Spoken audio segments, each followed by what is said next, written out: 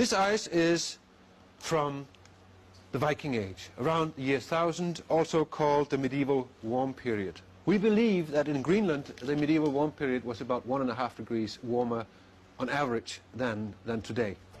Nordgrip, the Greenland ice core project, is being reopened to drill the last few meters through the ice sheet to the rock beneath the research station.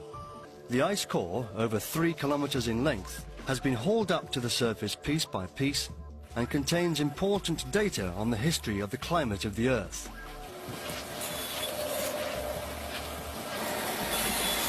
It bears the fingerprints of climatic conditions over more than 120,000 years. When we remove or drill the ice core, we leave a hole, and we insert a thermometer in the hole. We are able to map out the temperature through the 3-kilometer ice sheet. Now that temperature, if we do it precisely enough, a thousandth of a degree accuracy, then the ice has not forgotten how cold or warm it was on the surface at the time the snow fell. So, using those temperatures, we have been able to reconstruct the temperatures of the last 10,000 years. Here we have our picture of the temperature reconstructions that we have from Greenland in a graphical form. And if we go back along this axis, it's going back in time. This is the last 8,000 years we have plotted here. On this axis we have the temperatures at the site in Greenland, and we can see that if we go back from now about 4,000 years ago, we would have temperatures up here for about 4,000 years that were 2.5 degrees warmer on average than today.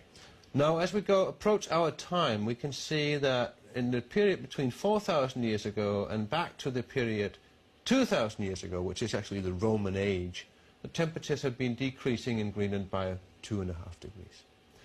Then the temperatures increased gradually up to a maximum point around the medieval warm period, we call it 1,000 years ago.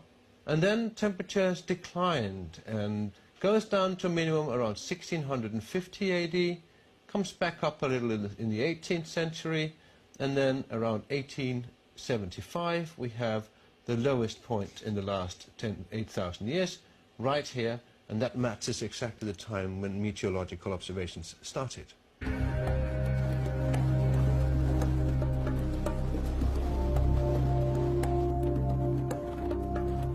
Other core samples from elsewhere in Greenland confirm that the Little Ice Age ended about 140 years ago, at the coldest point in the last 10,000 years.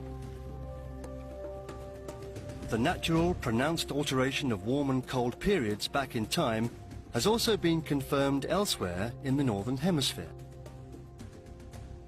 Carbon-14 dating of organic matter from peat bogs and tree rings confirms the pattern. So do data from stalactite caves in China and measurements from North Africa.